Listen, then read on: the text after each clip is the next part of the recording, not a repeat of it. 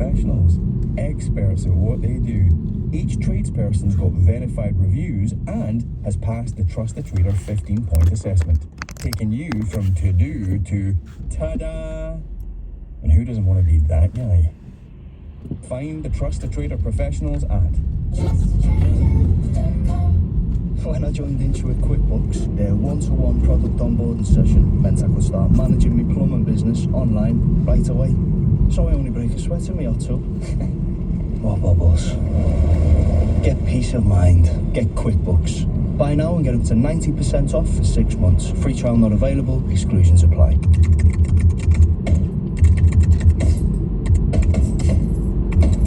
Whether you're searching for kettlebells or boxing gloves, wherever your passion takes you, Visa Secure Technology keeps your payments safe. Visa, how you pay matters. At Lidl, we're big on freshness. So if you're not 100% happy with our fruit and veg, we'll give you your money back. That's Lidl's Fresh Promise. And we think it's pretty fresh thinking. As fresh as a daisy, or like a plum or some kale or something. Now that's big on quality, and always Lidl on price. Excludes NI. See lidl.co.uk/fresh for details.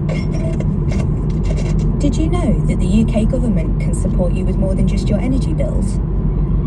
On the Help for Households website, there are schemes that could help with cutting your childcare costs, reducing your phone and broadband costs, working with your provider to manage your water bills, and increasing your retirement income with pension credit.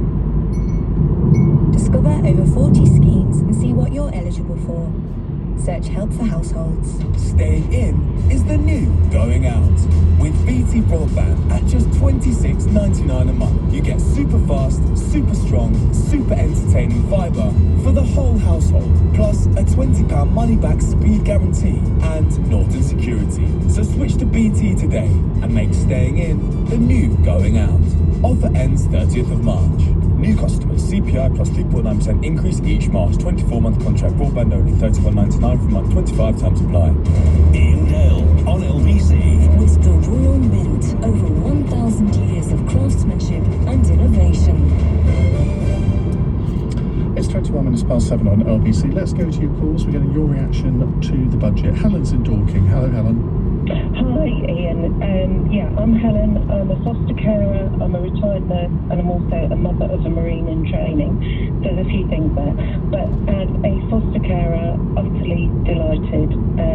The government have absolutely touched on, as you know, as foster carers, we look after the children that are taken in by the state, that have a responsibility to look after them really, really well. And today we had some really, really good news. So the last time that our tax allowances were increased was back in 2003, 20 years ago.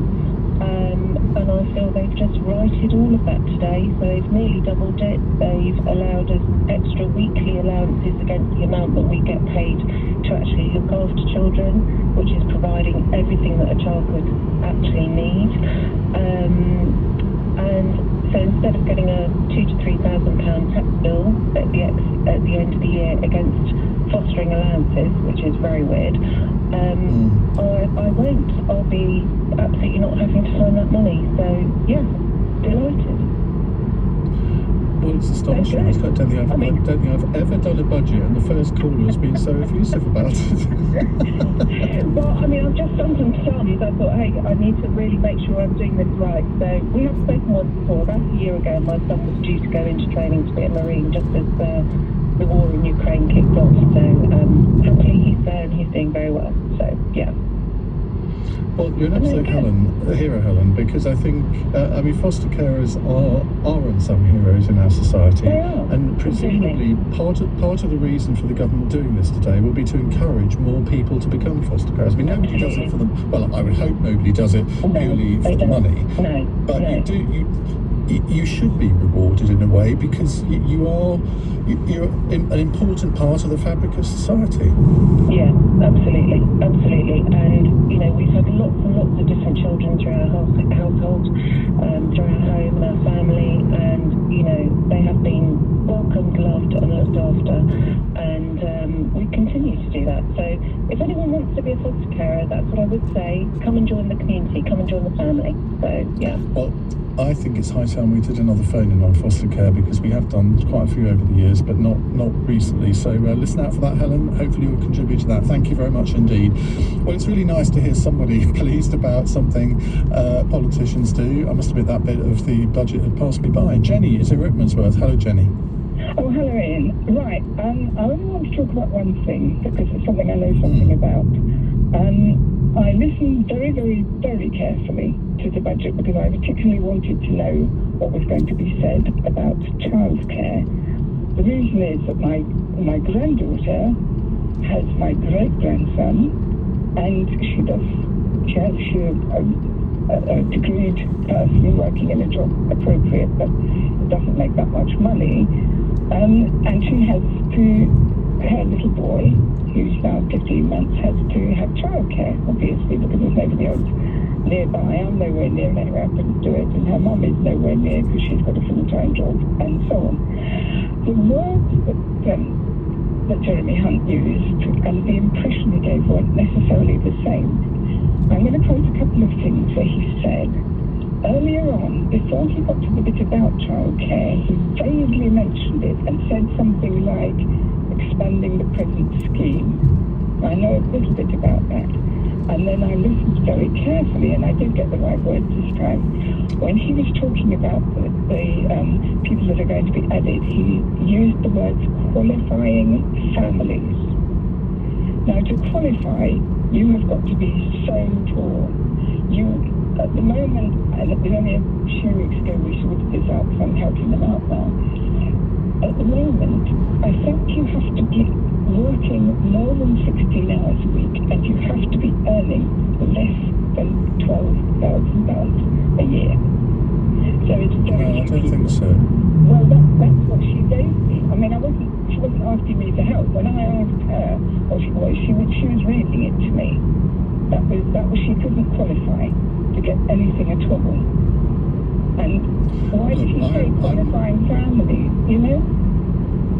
Well, look, people know far more about this than I do, and may want to phone in incorrectly, but I thought the only qualifying, you're right about the working at least 16 hours a week, but I thought that also there was a limit on the amount you could earn of £100,000 a year. If you earned under that, you qualified, and if you earned over that, you didn't. Well, she earns about 20, so I don't see why she wouldn't qualify. Well, she doesn't qualify. She obviously applied for it, but How old are her children? Her one child is 15 months old. Well, I don't think that. Well, that would be the reason, because the current scheme, I think, only starts at 2 years and then 3 years. It doesn't cover. 3 years. It starts at 3 years now. So that's why she wouldn't qualify. But she would qualify in future. By the time the child's at school. Yeah, because this is. You're right. This is not being. Money, she was told that you have to earn less, £12,000 or less a year. Well, I don't think that's right. I can't say that categorically, but the problem is the age of the child. But even in 2 years' time, obviously the child will qualify because it'll be over 3 years old. And this new scheme, which starts at, I think, 9 months, won't be coming in until 2024, 2025, because they've got to have time to provide the sort of requisite places, because obviously it means a big expansion of the whole system. So yes, your granddaughter would not qualify at the moment, but would if she had a child that was the same age in 2 years' time, if you see what I mean. When she went into it, she said, what would be the thing when I qualified, what would be the amount, and that were the figures she was given. Okay, maybe it's right. 16 hours are the ones you mentioned as well. So. Okay, well, as I say, I can't say that I'm an expert on this, but if anyone wants to phone in or text me to say whether you're right or not, please do. Jenny, thank you. Let's get a business update from Andy Sylvester, editor of City AM. It is budget day, but I want to start off with something else, Andy, because Credit Suisse shares have hit a record low because there is a fear for the future of the bank. And we always think of Swiss banks as about the safest place to put your money, but maybe not. Credit Suisse has been a mess for the last 4 or 5 years, embroiled in scandal yet evening in. Not good news.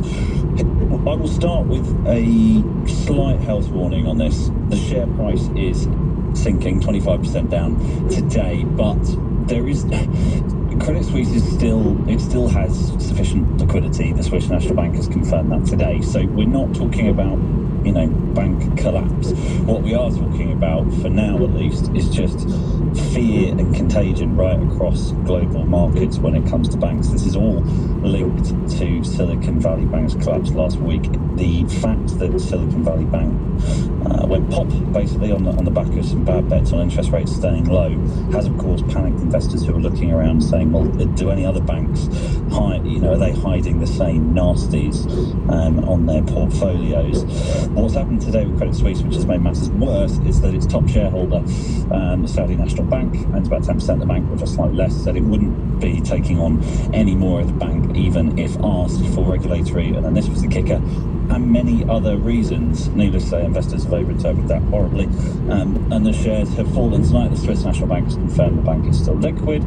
We understand there are talks in the Swiss government about how to stabilise the lender, but we're seeing it right across Europe. Commerzbank down about 10%, BNP Paribas down 12% in Paris, and in the US as well. There are concerns over banks like First Republic, which mirror the profile of Silicon Valley Bank.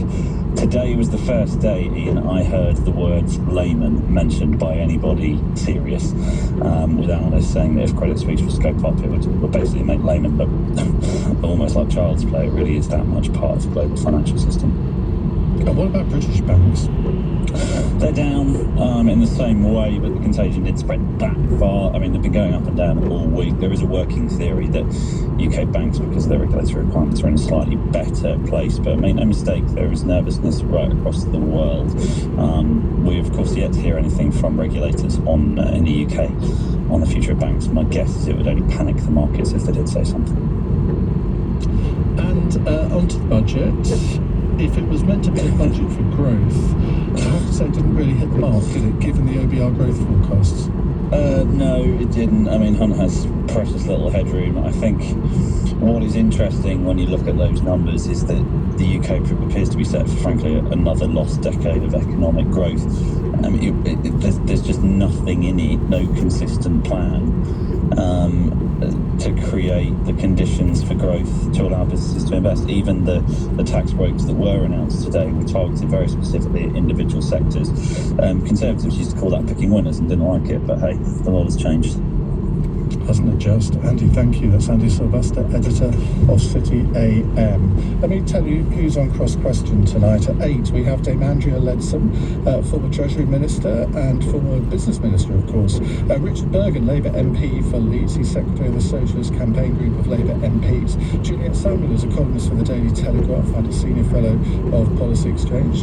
And Stephen Bush, columnist for the Financial Times and its Associate Editor. The number to call if you'd like to put a question to them. We will spend quite a bit of time on the budget, but it doesn't have to be a question on the budget. 0345 6060 973. 7:32. Let's get the latest news headlines from Amelia Cox. The Chancellor says independent forecasters no longer believe the UK will go into recession in 2023. Jeremy Hunt has told MPs the economy is proving the doubters wrong during today's budget. He's also revealed inflation is expected to fall to 2.9% by the end of the year. But Sir Keir Starmer says working people are suffering and the UK doesn't fare well compared to other major economies. Also this evening, 40,000 civil servants and other workers on strike today have taken part in a rally in Trafalgar Square. A walkout by London Underground drivers has brought the tube to a standstill. LBC weather, rain pushing eastwards tonight, heavy at times in the west, a breezy but milder evening, a low of -1. LBC. At Specsavers, if we said you could choose a free lens option with a pair of glasses from our £69 range or above, how would that sound? Well, like this. Varifocals to help you see near and far. Reactions which darken in sunlight. Oh, nice. Thin and light lenses. All ultra clear, super clean. We don't have a sound for that. Let's just say they help your glasses stay cleaner for longer. So you're better off with Specsavers. Offers can't be combined. Terms and conditions apply. Ask in store for details. Did you know that the UK government can support you with more than just your energy bills? On the Help for Households website, There are schemes that could help with cutting your childcare costs, reducing your phone and broadband costs, working with your provider to manage your water bills, and increasing your retirement income with pension credit. Discover over 40 schemes and see what you're eligible for. Search Help for Households. Do you, Laura, take Adam to have and to hold, even when he forgets who you are? Do you promise to love and cherish him, even when he doesn't feel like you're Adam anymore? Will you look after him in sickness, in some of the darkest days of your life? At Alzheimer's Society, we vow to help end the devastation caused by dementia. We vow to support everyone living with dementia. And we vow to find life-changing treatments. But we can't do it without you. Donate today. Search Alzheimer's Society. Together, we are help and hope for everyone living with dementia. Running a care home means always being prepared to help our residents. But with the digital switchover underway, it was crucial that we future-proof systems connected to a phone or monitoring station, like our fire and intruder alarms and CCTV. Luckily, we had the experts at Chubb to show us the way. The digital switchover is rolling out now. Stay connected, stay protected with Chubb Fire and Security. Visit chubb.co.uk/digital switchover. Ian Dale on LBC. With the Royal Mint, the original maker for over 1,000 years. 7:35 on LBC. Just a word about my Ian Dale All Talk podcast. There's a new edition out today where I spend an hour talking to the Guardian columnist Zoe Williams, who's always very entertaining. Now, we're going to come back to your calls on the budget in just a moment. Don't worry if we don't get to you before 8, because we're going to take calls all the way through the 9 o'clock hour. No guests at the start at all, so everyone will have plenty of time to have their say. But first, let's have a word with John Caldwell, who's an entrepreneur, philanthropist, known for founding the retailer Phones For You. John, very good evening. I was saying to Andy, our business correspondent, that if this was a budget for growth, to me, it didn't really do the job. What do you think? Well, I think that's exactly right, Ian. I mean, there are some good component parts in the budget. I think the capital allowances is a fundamental part of my strategy that I would use to get the UK back to growth. But you know, the big problem with governments, and it's not just the Conservative Party or the Labour Party, it's all the governments, and forevermore, they talk about budgets. It's about time we forgot about budgets and put business plans in, because that's what we are. You know, the UK country is one of the biggest businesses in the world and should be run like a business. And of course, it's got its charitable element or its social services element that needs to look after the poorer people of society. But you can't do that unless you run a really hugely profitable venture. So they should be looking at the business plan of how do we make Britain more lucrative, more profitable, and create GDP growth. And I'm afraid they don't do that, most of them. In fact, not most of them, none of them do it. They look at tweaking around the edges to try and stimulate a bit here, help out a bit there, but with no central plan for growth. And it's only growth that will give us the service and the standard of living that people desire. And if you want people to create new businesses, if you want to encourage growth, surely the last thing you do is put up business taxes. But they put corporation tax up by 40%, from 19 to 25%, which equates to 40%. Now, I can't think of a more damaging thing to do to the economy if you want businesses to thrive. And yes, that they have said, well, this will be compensated for by more investment allowances, etc., etc. But we've already seen the likes of AstraZeneca saying, well, we're going to build a new factory in Ireland now because they've got a 12% corporation tax rate. So in the end, this is self-defeating, surely. Well, of course, the government between a rock and a hard place because of all the money given away during the pandemic, and that has not only left the government's balance sheet starved of cash, but has also helped to create the inflation that we've got today. So there was a basic mismanagement of the economy in those early years of the pandemic. And right at the beginning, I was absolutely screaming for something I called pandemic recovery, CPR, because we needed to rescue the UK economy. And a big central part of that was to create an enterprise zone which would have massive tax benefits for companies from all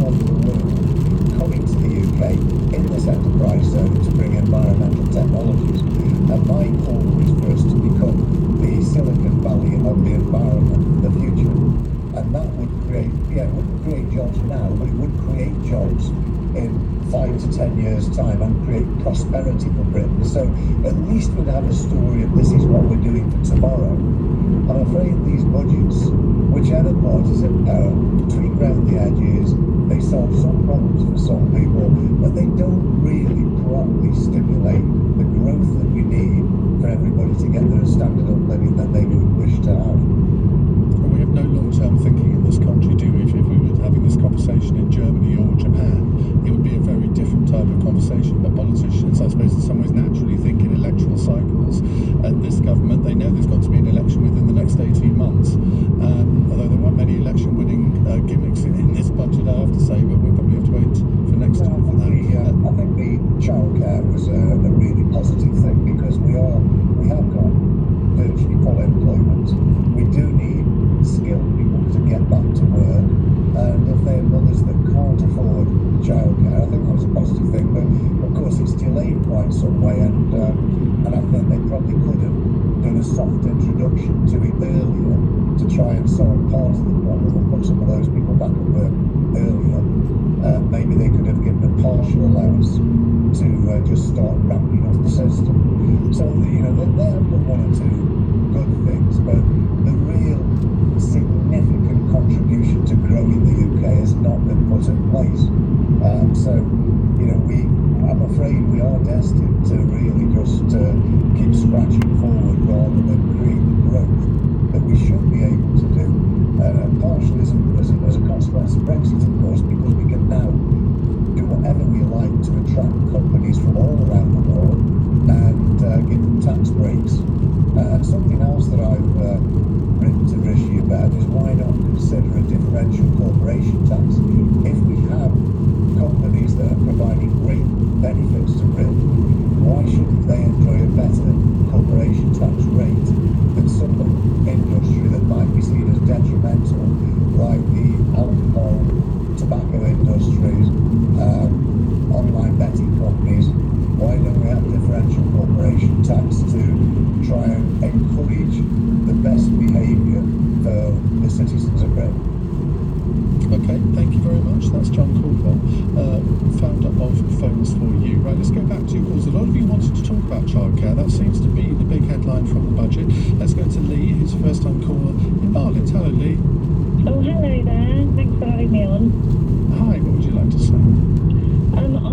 I just think it's really positive. You know, it's disappointing they can't do it sooner, but I understand why they can't do it sooner. But the fact that they're doing something, there's been so many campaigns about this, you know, over the last couple of years.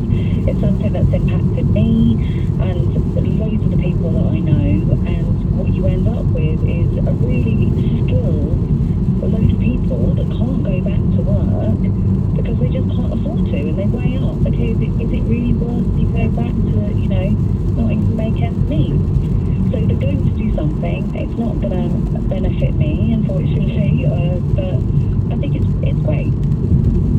Well, that's an interesting thing that you just said that, because I was listening to Sheila Fogarty earlier. She had somebody, I think, in fact, it was one of our reporters was interviewing a lady called Debbie. And she was saying, well, look, this is great. It's not going to benefit me because my child will already be older by the time this comes in. But it is going to benefit people like me in the future, and that's a really good thing. And it's interesting that, I mean, the temptation, I think, is always to think, well, I want it, and I want it now. But sometimes there are good reasons as to why something has to be delayed a bit. It's not delayed gratification as such, but you do have to have a little bit of time to implement a new system. I completely agree, and I think the fact that they've given that rationalisation as to why there's a delay, but I think it was one of your earlier callers, one of your earlier guests that pointed out actually what they pay the child carers at the moment just isn't enough to cover the 3-year-olds at the moment, you know, and they do have to make the money on the younger ones. They do have to rectify that. You know, I've got 3 children now, and, you know, for my elder ones, we ended up having to pay a lot more money, and when we tried to access the 33 hours, which comes in for 3-year-olds and above, and anybody can access the 33 hours, or certainly they can access at least 15 free hours, and then they can top up to 30 hours if they earn under £100,000. But when we tried to do that, we were told that we'd have to add on a little bit by our childcarer because it wasn't enough to cover her time. So they do need to address how much childcarers are getting paid. And you wanted also to comment on Jenny Rickmansworth, I think. Oh, I did, yes. So I think it was her great-granddaughter, or her granddaughter. I think a 13-month-old or a 15. So at the moment, there's nothing out there for kids that are 1 year old. But for children that are 2 to 3, if you earn under a certain amount of money, you can claim. Or I think if you're on some sort of benefits, you can get help with that as well. But really, the allowance only kicks in for when your child's 3 and above. So really what these changes are now is going to be massive because people with a 1 year old, people with a 2 year old, well actually people from 9 months onwards, most people are going to be able to claim. You know, and if you don't need to claim or you can't claim, it's because you're earning over a certain threshold, so you don't need it. So I just think it's generally so beneficial, and I'm so glad that they've listened. You know, it's going to have massive impact for a lot of mainly women, you know, but one thing I think they do need to address, and this probably affects people down south a lot more, where expenses are a little bit higher, living costs are a little bit higher, but generally I know everyone's going through that at the moment, but I believe the way it works at the moment to know if you qualify is that they don't look at household income, they look at if anybody in the household earns over a certain amount of money. So if you earn £100,000 or more, you can't qualify for the 33 hours. But you could have 2 people in that household earning £99,000 each, and that household will qualify. So you could have a household that brings in £100,000 versus a household that has £198,000, and one qualifies and one doesn't, and that isn't fair. But I know there's always going to be things that aren't fair, but I think they should definitely be looking at a household level rather than just the highest earner level. But from what you're saying, we could experience a bit of a spike in the birth rate in about 9 months' time. Because this is all an incentive, isn't it? For people to actually have the child that they didn't think they could afford to have. Well, honestly, I think it's brilliant. It's really, really brilliant. And, you know, there's always going to be haters. There's always going to be people saying, well, you know, you should have planned the cost of childcare. But actually, you don't know how you're going to feel when you've had a baby. And actually, quite a lot of women, we want to get back into the workplace. You know, we are highly skilled people, and this is genuinely going to boost our economy. You know, we can contribute. It's positive for women. It's positive for families. You know, we can become real role models for our kids, and we can have a bit of a balance. You know, some of us really want to stay at home with our kids, and that's brilliant. You know, because staying at home with your kids is actually harder. It is harder, but you know, some people want to have that balance, and this is going to give people choices, and I think that's what's really, really important. We're giving women in particular more choice, more freedom, more flexibility. We're growing our economy, and I'm really pleased that something has finally happened. Well, I've enjoyed talking to you so much, Lee, that I've gone 3 minutes past when I should have gone to a break, so I hope you'll call in again soon. Can't believe it's taken so long for you to make your first time call. More calls from you in a moment, and of course cross question at 8 with Dame Andrea Ledson, Richard Bergen, Juliet Samuel and Stephen Bush. It's 7:48. LBC. Did you know that the UK government can support you with more than just your energy bills? On the Help for Households website, there are schemes that could help with cutting your childcare costs, reducing your phone and broadband costs, working with your provider to manage your water bills, and increasing your retirement income with pension credit. Discover over 40 schemes and see what you're eligible for. Search Help for Households. View your pension, make contributions, and plan for the future from the palm of your hand. Download the PensionBee app and be pension confident. When investing, capital is at risk. At Lidl, we're big on freshness. So if you're not 100% happy with our fruit and veg, we'll give you your money back. That's Lidl's Fresh Promise. And we think it's pretty fresh thinking. As fresh as a daisy, or like a plum or some kale or something. Now that's big on quality, and always Lidl on price. Exclusive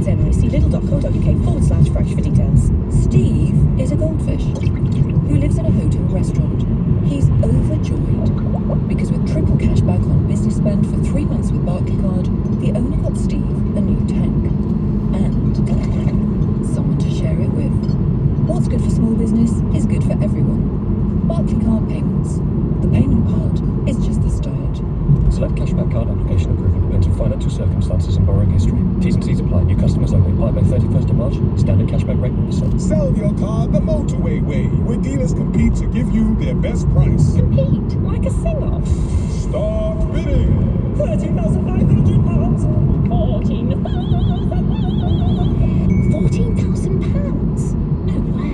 Yes way. Motorway, the way to sell your car. T's and C's apply. I'm Shannon Patel, and I've been working in the Darwood and Tanner dental practice for 25 years. I specialise in root canal treatment and managing complex dental trauma. Using the very latest technologies, my aim is to make teeth great again. From major root canal treatment to dental implants, Darwood and Tanner, celebrating 30 years at the forefront of world-class dentistry. To find out more and meet the team, start at darwoodandtanner.co.uk. Some things leave you guessing. Like, why are yours contagious? But not MailChimp. MailChimp eliminates guesswork from email marketing by analysing data from billions of emails to offer up personalised recommendations for how to improve your email content and targeting. Guess less and sell more with Intuit MailChimp. Ian Dale on LBC. With the Royal Mint, so much more than the coins in your pocket. 7:51 as you'd expect, we're talking about the budget, getting your reaction, and Mike in Hampstead wants to give his. Hello, Mike. Hi, Ian, how are you doing? Good, thank you. What would you like to say? Well, I thought it was very interesting when you said after the first caller that it was the first time we heard someone so happy about a budget. And I just wondered what you made of the budget, and you sounded a bit surprised by it all, to be honest with you. Well, I thought it was a bit sort of meh. I mean, there wasn't anything to get people very excited, was there? And that there was nothing. There were no real changes in the tax rates or tax thresholds. And of course, one thing I don't think the Chancellor mentioned is there's going to be a massive tax grab in April because the tax thresholds are being frozen, and people on middle incomes in particular, I think, are going to notice in their April pay packets that they are going to be quite substantially worse off. Okay, so you pointed out one thing that people aren't noticing, but obviously people are noticing the fact that anybody with children is suddenly getting a massive boost to their opportunity to work and all of that, which is great. I mean, absolutely brilliant.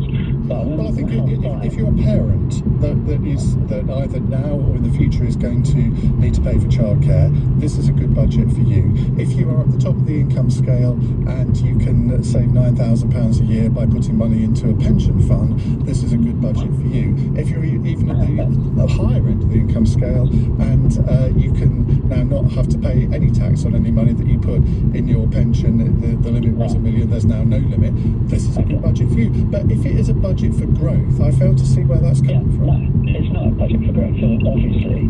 But why would it be? Because I'm sure Jeremy Hunt is not expecting the Tories to win the next election. So why would he pull his stops out to create a growth economy that Keir Starmer is going to inherit? He cares about his country, maybe? Well, well, if he did, where's the growth budget? It's not being billed as that. So, anyway, this is my take on it, because I couldn't quite believe what I was hearing. First of all, the small change in allowances on the tax front, no, it's a massive change for wealthy people, because the removal of the limit on how much they can stash into a pension, which was 1 million something, removal of that cap completely is an absolute game changer if you're wealthy, because you can put up to 40,000, I don't know if that's changed in this budget, you can put up to £40,000 of income into your pension, and the government will give you a top up of your marginal rate. So you put in 60,000. Okay, so you put in 60,000. If you're a higher rate taxpayer, is it 45%? You get the government puts another 45% on top of that. So basically, you put in 60, 100 grand goes into your pension, and now, if you've already hit the limit to $1 million, you can just keep going, right? So let's say you're I think that is true, and I I didn't disagree with putting the limit up, but I do disagree with abolishing it because I don't understand the logic behind that. Mike, we have to leave it there. Thank you very much indeed. Now, before we come to tonight's cross question, let's hear a little of the latest episode of my All Talk podcast. And my guest this week is The Guardian columnist Zoe Williams. And I asked her how she ends up choosing which subject to write about each week. Whenever there's a thing that they want, they will often come to me with it because I think I'm a bit more flexible than most of the columnists, especially and you can turn your hand to all sorts of different things, which the normal political columnist will be writing about politics, but you do so much more than that. That's true. Yeah, that is definitely true. But yeah, exactly. So I'm pretty versatile on subject matter. So if they wanted something on, like, I don't know, Oprah and Meghan Markle, then they would come to me, even though I probably wouldn't go to them with that idea, because I'd be like, you know, I mean, sort of. Not the Daily Mail. Not the Daily Mail, darling. But I can kind of see it's a cultural moment, and you know, there's a response to be had from the left as much as there is from the Mail. But but then generally speaking, I'll go to them with ideas. We have big bust-ups about things like, I wanted them to go much harder, much sooner on the Remain case in the referendum, and we just had like fight after fight over that, and we've had other things. You can't tell me more. I like hearing about fights. Well, there was a kind of period when Corbyn first took over, when it was really not the done thing to say. No, before he got the leadership, when he was going for leader, and it was so obvious to me, just knowing the Labour Party the way I do, knowing the members, remembering what people liked about Blair, which, by the way, was not his promise to privatise everything. I just knew he was going to win, and it was incredibly unpopular to say that. And I actually got told off for saying it on Newsnight. I mean, not by the editor. She was like, "You think I'm still awake by Newsnight, darling? Don't be ridiculous." But like by kind of echelons down, told off for being too pro Corbyn. And I don't think I even was too pro Corbyn, because the Corbyn lot were never wild about me either. But it was, it's always a real tightrope between staying reasonable and letting in disruptors, and I think that you've got to be able to at least say this disruptive thing is about to happen. That's really interesting that you got admonished for giving your own view on a television programme. Well, does that happen often? Because I have to say, ever since I've been here at LBC, not once have they ever said, "Can you not say that, please?" It was a particular time and place, and a particular kind of editorial culture, and as I say, not the editor. The editor's always been chill with it. She's very she actually is a pluralist, like a proper one, dyed in the wool. But layers down, there were people who thought we were making a fool of ourselves institutionally if we said this guy is definitely going to win. I thought we were making a fool of ourselves, but we didn't say that because it was so obvious. But yeah, I mean, I think there's a kind of philosophical question underneath that of the extent to which you are the newspaper. Because if you look, certainly, I wouldn't say this about myself, but certainly if you look at someone like Polly Toynbee, if she said something that was, I mean, she people would look at her on TV and assume that she was speaking for the paper just because she's so associated with it. And if you're there for years and years and years, then it becomes you and you become it. And in terms of people that you've interviewed, I mean, what kind of interviews do you dread, and what kind of interviews do you think, oh God, I can't wait to do this one? I sometimes dread really pretty or handsome actors who haven't done that much, because you end up talking about, I mean, it's actually almost better if they're not very friendly, because then you can poke them a bit. If they're really charming and nice, but they haven't done that much, and they're not, and there's nothing controversial about them, and let's say they've got a really nice girlfriend who everybody knows controversial there, and like you're literally sat there going, so what were you trying to bring to this role? And they're like, they don't care, you don't care. It's like, that's just not a thing. What were you trying to bring to a role? If you're interested in that, you just get to see the film and shut up about it. And that's Zoe Williams, the incredibly versatile Guardian columnist. You can hear our full conversation by subscribing to the Ian Dale All Talk podcast on Global Player. Well, coming up on Cross Question, which is about to start in a couple of minutes' time, we have a panel consisting of Dame Andrea Leadsom, Conservative MP for South Northamptonshire, former Business Secretary of State. Richard Bergen is Labour MP for Leeds East, who's the Secretary of the Socialist Campaign Group of Labour MPs. Juliet Samuel is a columnist for The Times, where her first column for them today, and a senior fellow of the Policy Exchange think tank. And Stephen Bush is columnist for and associate editor of the Financial Times. Well, I imagine a lot of your questions are going to be about the budget, but feel free to ask about anything else as well. 0345 6060 973. On your radio, on Global Player, and Play LBC. leading Britain's conversation. This is LBC. From Global's Newsroom at 8 o'clock, Labour is accusing the Chancellor of papering over the cracks with his budget, even though Jeremy Hunt says the UK economy is proving the doubters wrong. In an attempt to get more people back in work, free childcare is being extended to every child older than 9 months by September 2025. There are also changes to limits on how much people can invest in their pensions before being taxed. LBC's Westminster editor, Ben Kentish, says a lot of that is about keeping older people working, especially in the health service. It benefits higher earners most. What the government says is among those higher earners are a not insignificant number of senior NHS doctors who are currently taking early retirement because of the tax that they would pay if they carried on working. So the government has tweaked this, they say, to stop senior doctors leaving the NHS. Fuel duties being frozen again, while the energy price guarantee will continue at its current level for a further 3 months. Beer and cider will get cheaper in pubs in an attempt to try to protect them from the impact of cheaper drinks in supermarkets, but the tax on distillers will rise by 10%. In the city today, the FTSE 100 closed down 292 points at 73.44. The pound buys $1.20 and €1.13. LBC weather, rain pushing eastwards tonight, and it will be heavy at times in the west with a low of -1 degree. From Global's Newsroom for LBC, I'm Tim Daly. This is LBC. From Global, leading Britain's conversation. Cross Question with Ian Dale. Hello, very good evening and welcome to Wednesday's Cross Question. It's budget day, so I imagine a lot of you will want to put questions to our panel on the budget, but as I said before, you should feel free to phone in about anything you like. On the panel today, to my left, Dame Andrea Leadsom, Conservative MP for South Northamptonshire and former Cabinet Minister.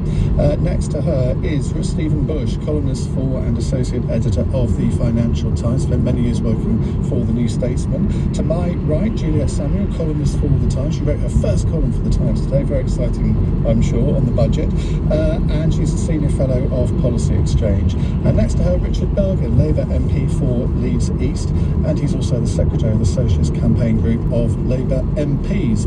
If you'd like to give us a call, the number to call 0345 6060 973. You can text your question to 84850 or say, Alexa, send a comment to LBC. And of course, as ever, you can watch us on Global Player. Call 0345 6060 973. Tweet at LBC. Text 84850. Cross Question with Ian Dale. This is LBC. Now, it's always good to start off with a controversial question, and that's what we're going to do with Colin in Kilmarnock. Colin, fire away. Oh, yeah, you're right. My question is that people are choosing to have children, and children have to be paid for. I would like an Aston Martin car. I would go to Aston Martin dealership and put a deposit down, take the car, then 4 months later say, oh, I can't afford it. Government, you pay for it.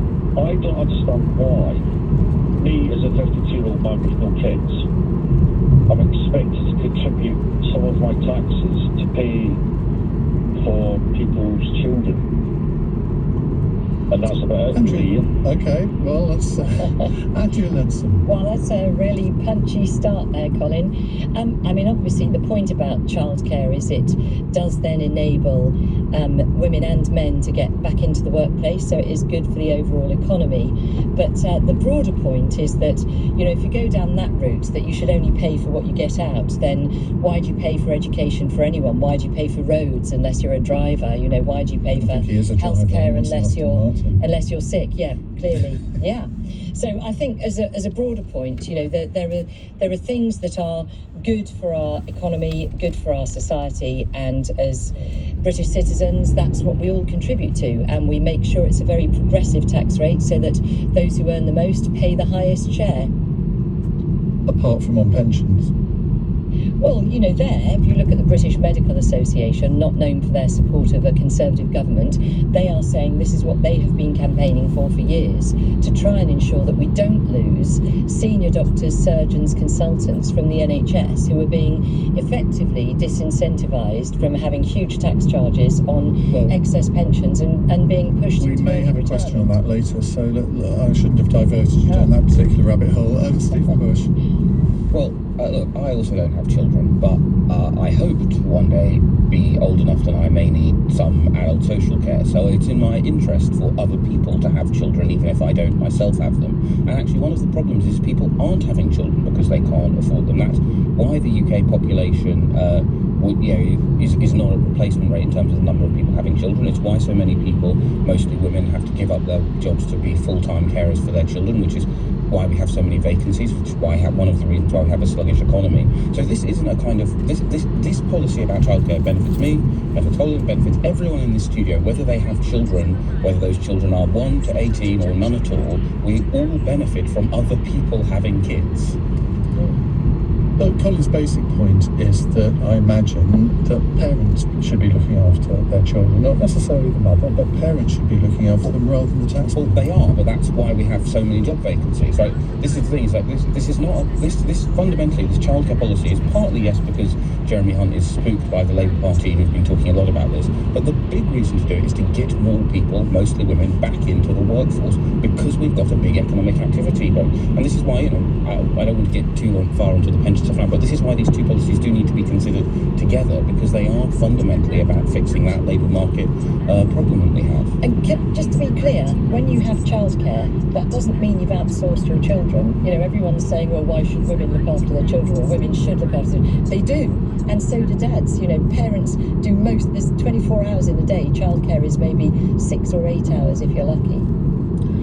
I suppose we all look at this through the prism of our own situation and our own background. And I mean, I was very lucky that I grew up on a farm and both my parents were farmers and sort of my mother was there all the time. So, I mean, my father was, I suppose, as well. And I think, how different would my life have been had I been farmed out to a childcare at the age of 9 months? I mean, I didn't even go to nursery school. I went to primary school at 5 years old and I wasn't socialised really, apart from sort of friends and relatives before that. And I think from that point of view, it's maybe a very good thing that children do sort of exist outside their own family unit and learn how to sort of make friends, which I mean, I didn't. I've always been a shy retiree type, as you know, Andrea. Yeah. Richard Bergen. I can't believe it, Ian. Colin's question has meant that I agree with Andrea on the first point, which I never thought. This is why I like to bring people together. Colin's brought us together. I mean, this policy doesn't just affect people who have children. I think it affects us all. When we look, for example, at the huge number of vacancies in the NHS, we look at nursing, for example, which at the moment is a female-dominated part of the workforce, and there's so many women, all the data shows, who want to be at work, who can't be because of the cost of childcare, or who are at work and want to work more hours but are prevented from doing so because of the cost of childcare. So when we're looking at getting more people working in our public services, filling the vacancies, when we're looking, as you say, Ian, at socialising children so they come into contact with other children, all the information shows that the most impactful years in a person's future, the first 4 years of their life, all of these things come to bear. So I think that Colin will benefit from women being able to go to work who feel held back by the childcare arrangements, and from more men and women getting into the workplace. But the final point I'd make on this policy of childcare, it is welcome, and people have been calling on this for a long time, but there are some concerns starting to be raised by experts about whether sufficient funding will be in place so that there will be the provision required. So you can have free childcare in theory, but if there aren't enough places funded for that, then it is just a theoretical freedom. So the government really needs to get to grips with that aspect. I was saying earlier, I listened to Stella Creasy talking to my colleague Sheila Fogarty earlier, and she was saying that she was worried about that and said, well, look, had the government not given £6 billion to motorists in terms of keeping the fuel duty level frozen, that if that had gone into childcare as well, that would have solved the problem, not